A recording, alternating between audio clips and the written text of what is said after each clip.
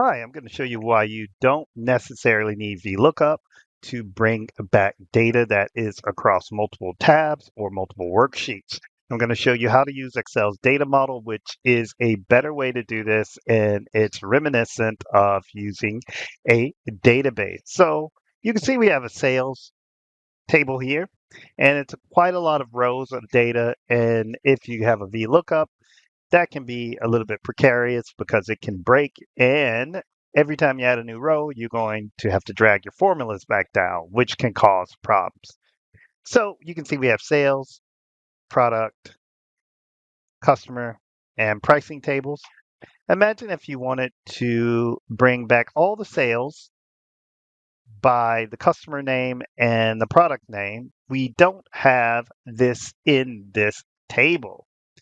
All we have is the product ID and the customer ID. Now, the customer ID is connected to our customer table, which gives us the customer name, and our pricing or our product ID from the sales table is connected to our pricing table and our product table. So if we wanted to get the customer name and the amount of product that they bought by product name, we would have to do a VLOOKUP to bring back that information based on the customer ID. But I'm going to show you a much easier way to do that using Excel's data model. And we don't even need to worry about causing damage to this particular Excel workbook because we're going to load this workbook into a virtual space or what we call a data model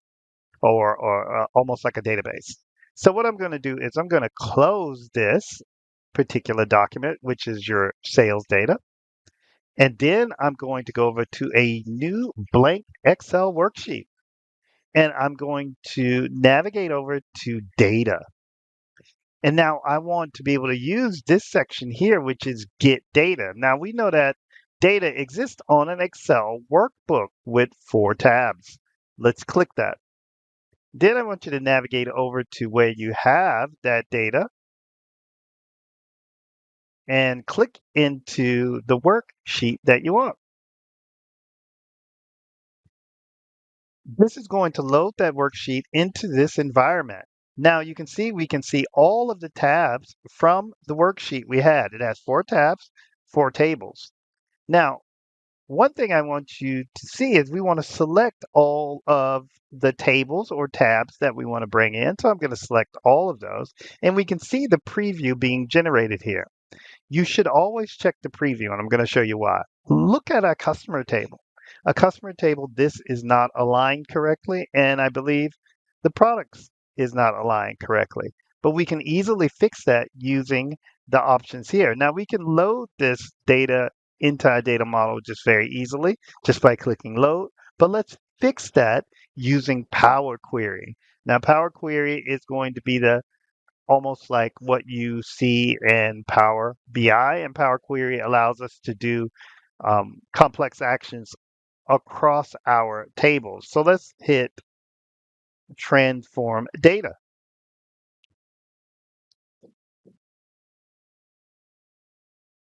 This is going to open up the Power Query editor. And now let's go over and fix this. So we can see first rows as headers.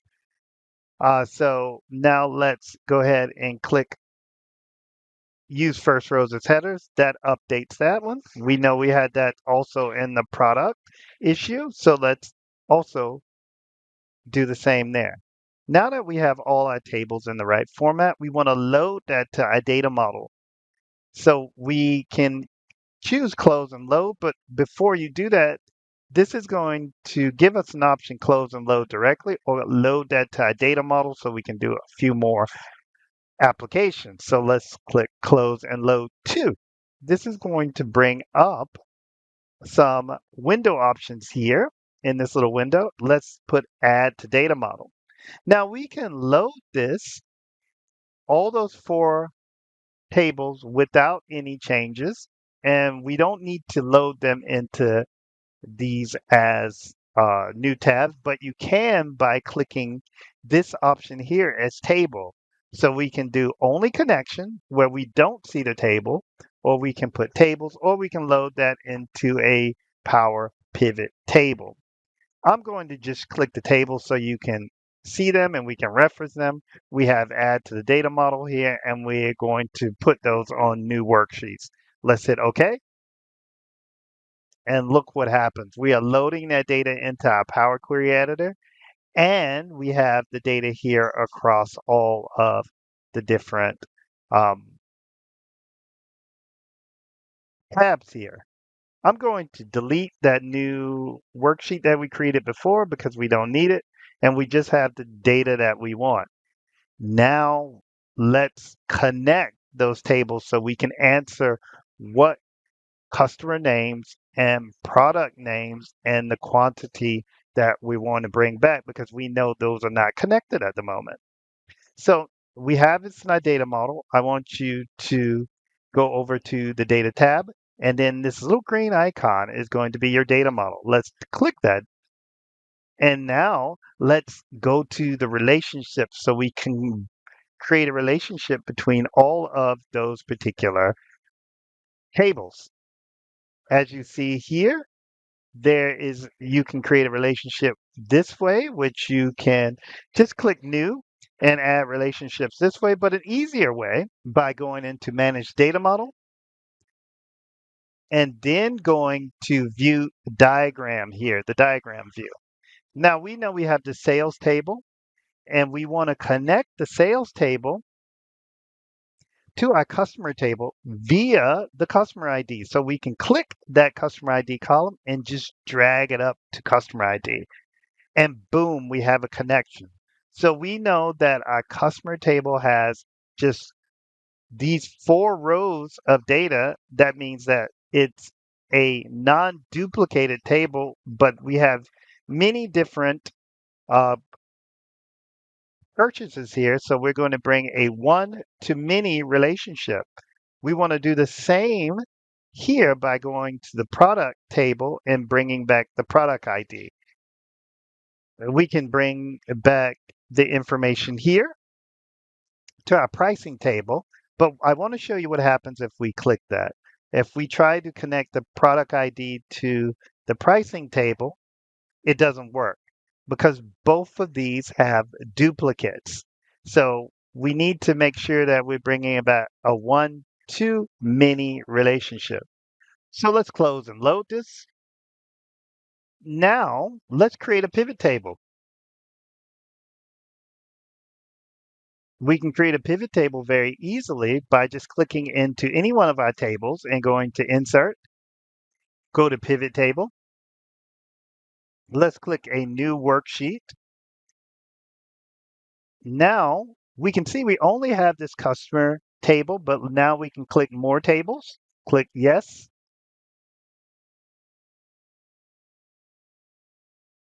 Now we can see we have all of that information there. And all we want to do is now click into our customer table, bring back the customer name. Let's put that in rows. We can put the product name into columns. We can get the quantity from our sales table. And now we have all of the product names that were purchased by these particular customer names in our data without any VLOOKUPs. If you would like to see more great tips like this, please like and subscribe and leave a comment in the comment section. Thank you.